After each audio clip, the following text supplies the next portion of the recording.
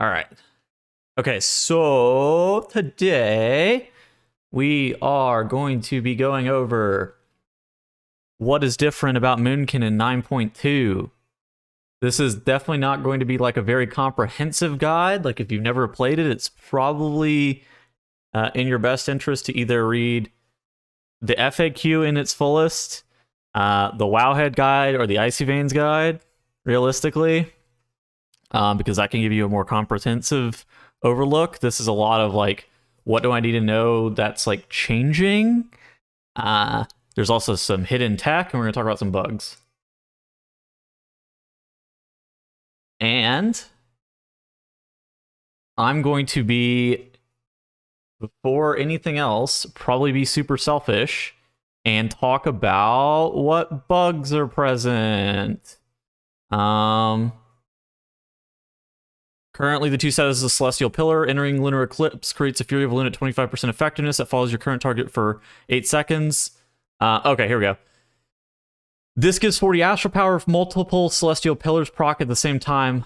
Lunar into Incarnation into Pulsar. Then the duration of the first pillar will be extended to 24 seconds. The self-cast Fury of Luna is a different entity and does not affect this.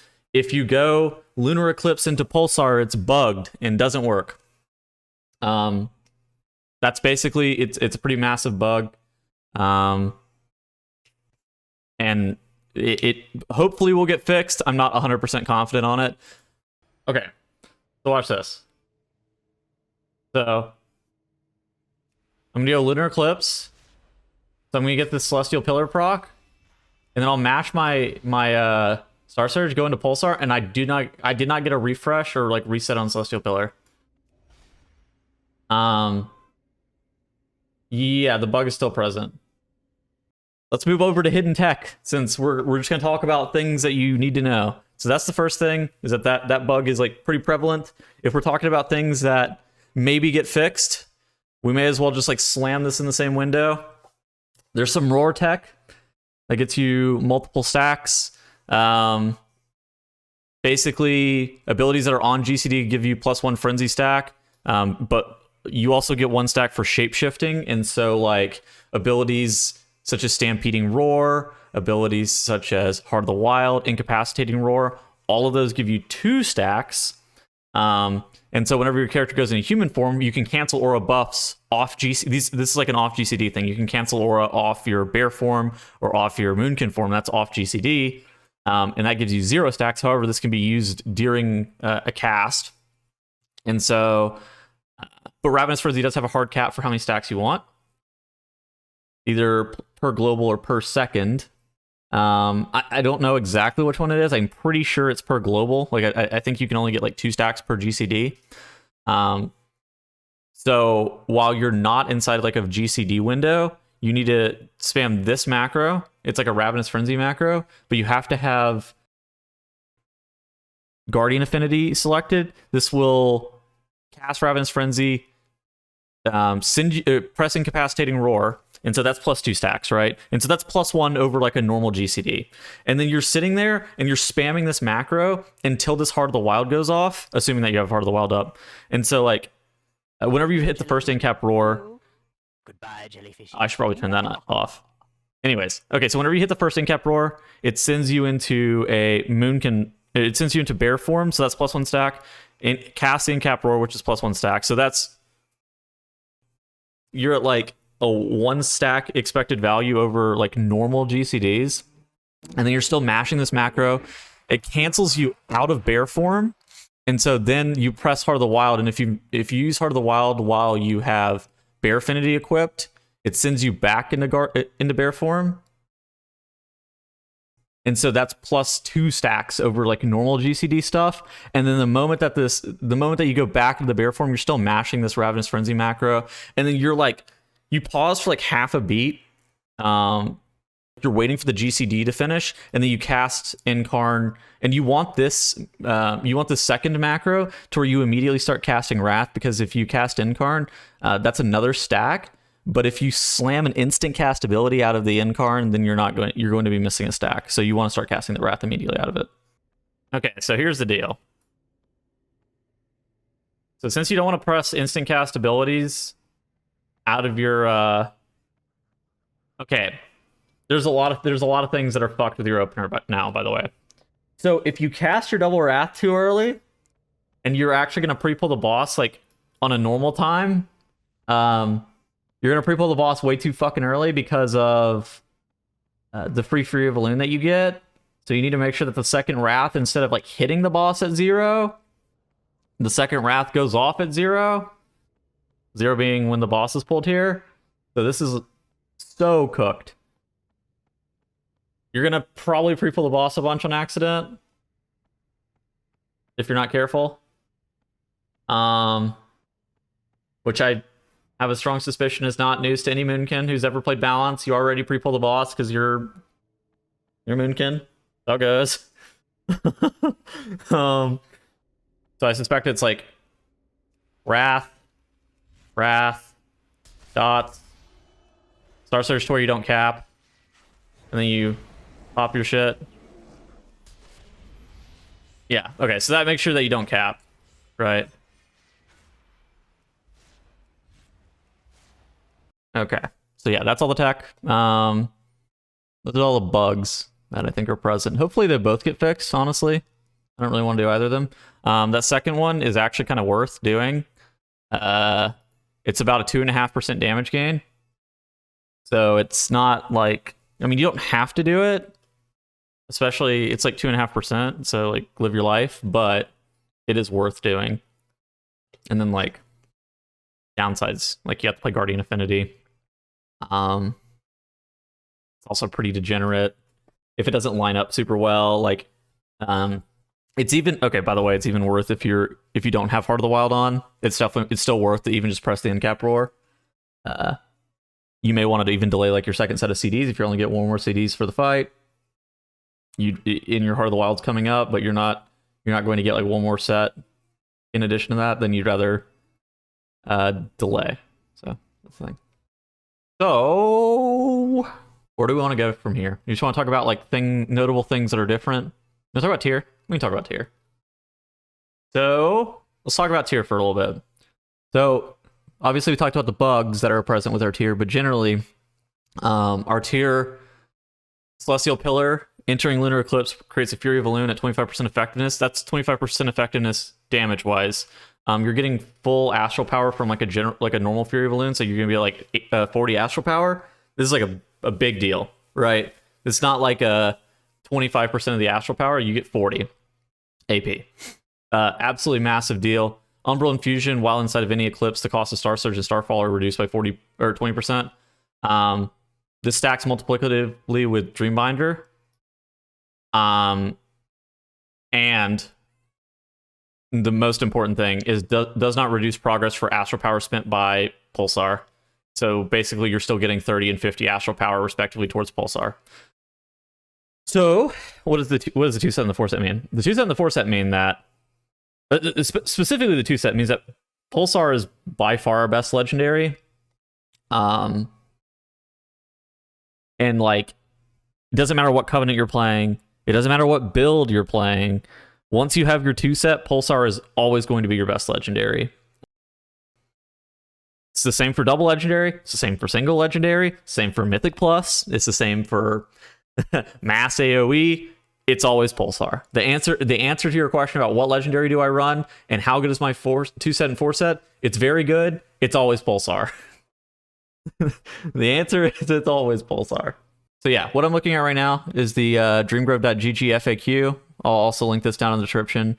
It's maintained by Junder and Chicken. They do a really good job of making sure this stays updated.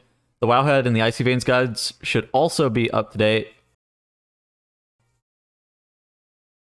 Yeah, so just kind of pick where you want to read from. So it's all it all should be updated. This kind of gives a little bit of a different analysis. The other ones are a little bit more standard guides, I guess, is what I would say. Yeah, they're all pretty good. Rotation, not much is changing realistically with our rotation. The only notable thing is like, so you're going to be prioritizing entering Lunar Eclipse almost as much as possible. And that's just due to our 2 set. You really want to be hammering your lunar eclipse uptime. And so you really want to make sure that you're getting as many Fury Balloons as possible. And whenever you're doing that, it really just increases your damage by a lot. You're also going to be getting Primordial Arcanic Pulsar stacks. You're going to be getting an ample amount of Astral Power. So that's the only real thing that's changing about our rotation in any meaningful capacity, is just make sure you're prioritizing Lunar Eclipse, even over Solar Eclipse, even on single target, that kind of thing. On AoE, the only thing that's changing about your priority specifically for Mythic Plus is you no longer cast Starfire to 100% Astral Power. You make sure that you are spending excess AP on Star Surge at all times, at all target counts. That doesn't matter. Okay, so that's all the rotational stuff that you need to know. Is just basically on single target, actually on any situations, just prioritize Lunar Eclipse. You no longer overcap Astral Power anymore. You make sure that you're mashing Star Surge to progress your Primordial Arcanic Pulsar. So, yeah. Okay. Let's talk about Covenants a bit. So, what do you need to know about Covenants? Basically, for Raid, if you want to be optimal, you need to be able to play both Venthyr and Fae. Both Venthyr and Fae are competitive damage-wise. They do obviously slightly different things, at least in terms of the damage profiles that they are strong in and like what they're good at. So, for example, Fae, really good at 1 minute burst, especially once you get your double legendary set up. So you have like Celestial Spirits plus Pulsar. It gives you a good 1 minute burst. It's really good for some boss encounters. You also gain access to Soul Shape, which can be useful for Raid. This is talking about Raid specifically. I don't know if I mentioned that. Fae and Soul Shape, pretty powerful. Convoke, not that bad.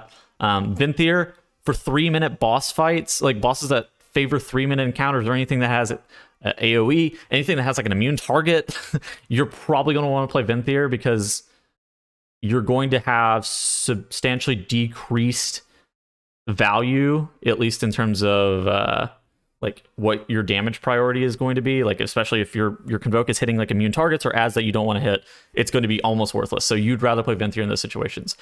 As it currently stands, it looks like you're going to be playing Fae on somewhere in the range of like 3 or 4 bosses in the new raid, whereas you're going to probably be playing Venthyr for the other ones, just due to the fact that it's either practical or better CD alignment. Ultimately, we're going to have more information on like what bosses kind of want what later on. I don't know what Chicken and Junder are planning on doing, but I know that at least Wowhead always makes a boss by boss guide in regards to like what you should play, and I'll have like Covenant recommendations on there at some point. Okay, and Chicken says that he's gonna make a raid guide. So there, you're gonna have Covenant recommendations like once people have a firm grasp on what timings are good. There's obviously speculation for what we think the Covenants are in the beginning. However, the ability to be able to play both Covenants is important for Raid specifically. For Mythic Plus, it's always Venthyr. If you don't want to play Venthyr, then you should be playing Kyrian. As much as you want to play Night Fae in Mythic Plus, it's bad. I'm not gonna mince words. It's bad. If you want to play another Covenant, it's always Kyrian.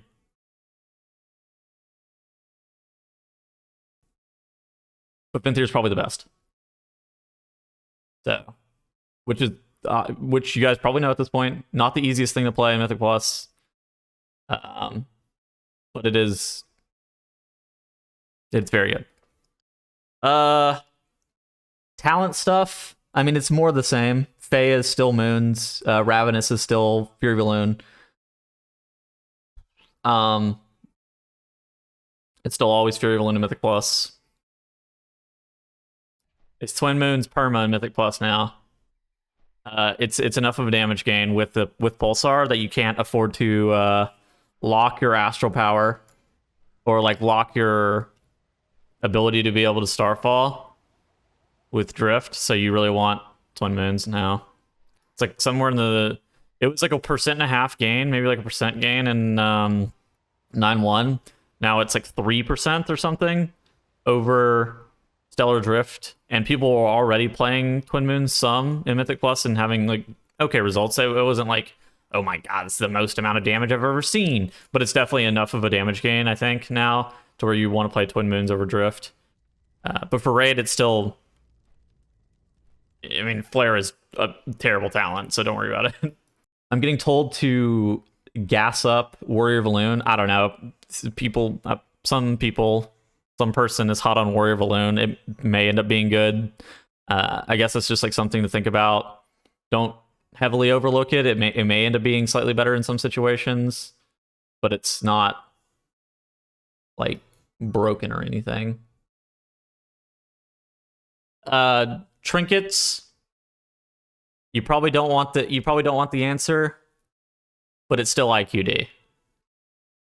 It's still IQD, and then the secondary trinket is Soleil's Secret Technique from Tazavesh, or it's Allergy from Prototype Pantheon, which is in the raid.